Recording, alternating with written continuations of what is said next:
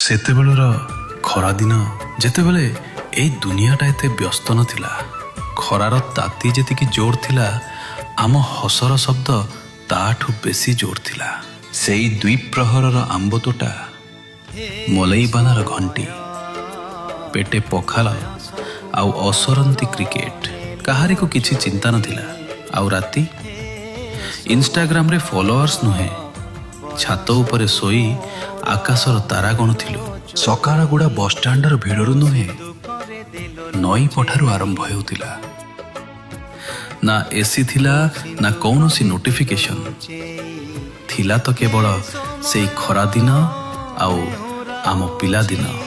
90sର ସେଇ ଖରାଦିନ ଗୁଡ଼ା ହୁଏତ ଫେରିବନି, କିନ୍ତୁ ସେଇ ଅନୁଭୂତିକୁ ଆମେ ପୁଣି ଥରେ ଜିଇଁ ପାରିବା। ଏଇ ଖରାଦିନ ଆସନ୍ତୁ ଫେରିଯିବା ସେଇ ପୁରୁଣା ଦିନକୁ। 90s ଖରାଦିନ ପାୱାର୍ଡ